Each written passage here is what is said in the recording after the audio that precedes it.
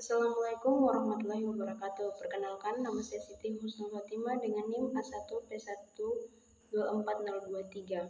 Baik, di sini saya akan mempresentasikan tugas geomorfologi umum mengenai memahami geomorfologi serta genetik bentuk lahan utama dengan dosen pengampu Dr. Lode Hadini, SPD, MSI. Baik, langsung saja kita ke materi yang pertama. Di materi yang pertama kita membahas mengenai aspek yang dikaji dalam geomorfologi. Aspek yang dikaji terdiri dari epistemologi dan ontologi. Epistemologi terdiri dari satu morfologi yang terbagi lagi menjadi morfografi dan morfometri. Kemudian yang kedua, morfogenetik yang terbagi lagi menjadi morfostruktur aktif, morfostruktur pasif, dan morfodinamik. Yang ketiga, morfostrukturologi, dan yang keempat, morphowar assessment. Kemudian di ontologi terbagi lagi menjadi unit genetik yang terbagi menjadi beberapa bagian. Yang pertama relief, yang kedua proses, ketiga struktur, keempat material, dan yang terakhir waktu. Baik, langsung saja kita masuk ke slide yang pertama membahas mengenai morfologi. Morfologi atau bentuk muka bumi.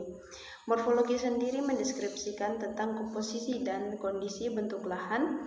Contohnya kipas aluvial, dataran banjir, kerucut gunung api, lereng atas, lereng bawah, dan lereng tengah, serta lainnya. Mungkin teman-teman bisa lihat langsung pada gambar berikut ini. Kemudian masih tentang morfologi, membahas mengenai morfometri. Morfometri sendiri membahas tentang kondisi bentuk lahan secara kuantif atau contohnya secara kemiringan lereng, evaluasi, jarak puncak pada lembah, besaran longsor lahan, dan lain-lain. Kemudian masuk ke morfogenetik atau asal-usul dan perkembangan bentuk lahan. Morfogenetik tersendiri terbagi menjadi satu, morfostruktur aktif, yang dimana dinamika proses endogenetik berupa tektonisme dan vulkanisme yang berpengaruh terhadap bentuk lahan.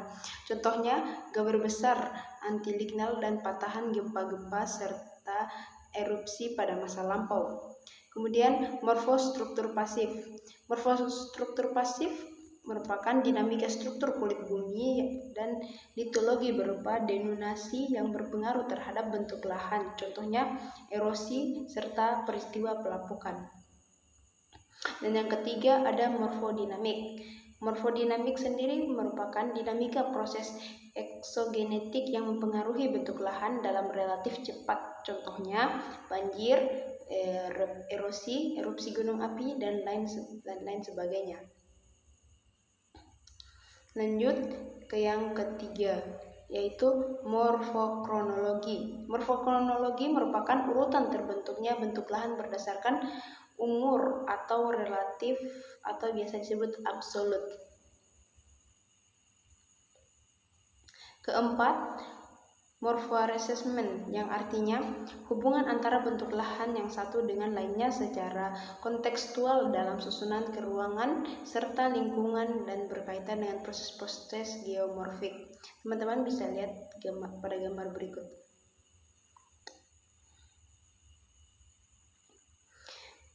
Lanjut lagi ke model dalam geomorfologi.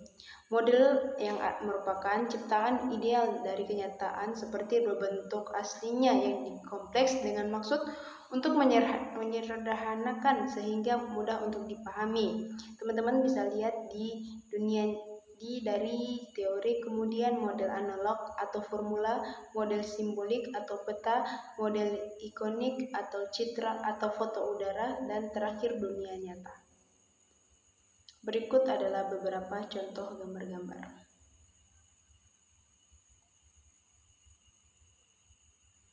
Pada gambar pertama terdapat relief Orde 1, benua dan samudra.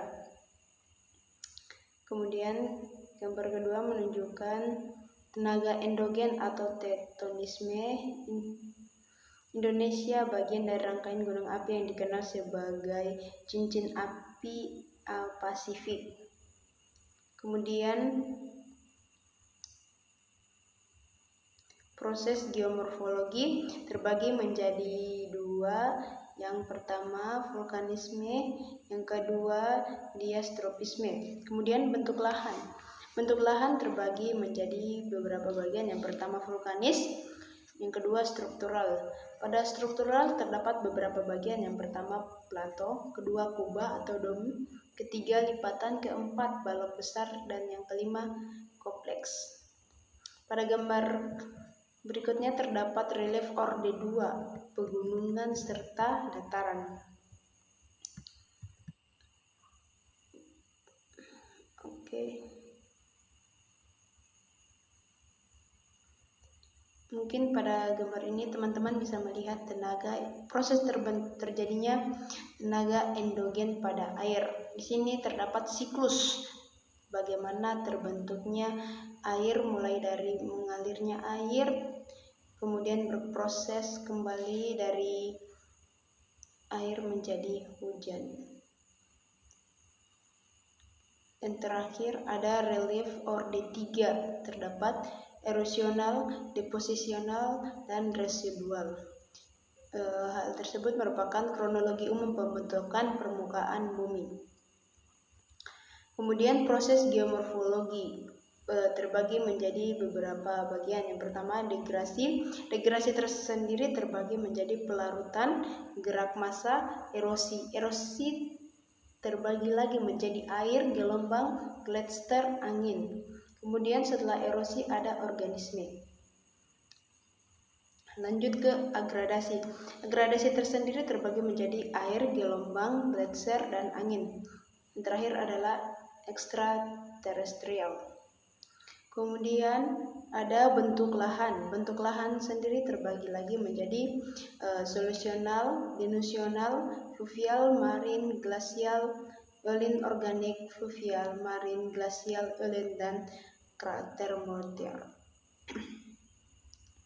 Mungkin itu saja yang dapat saya jelaskan mengenai materi kedua yang membahas tentang genetik bentuk lahan utama. Sekian dari saya. Billahi taufiq wal hidayah. Assalamualaikum warahmatullahi wabarakatuh.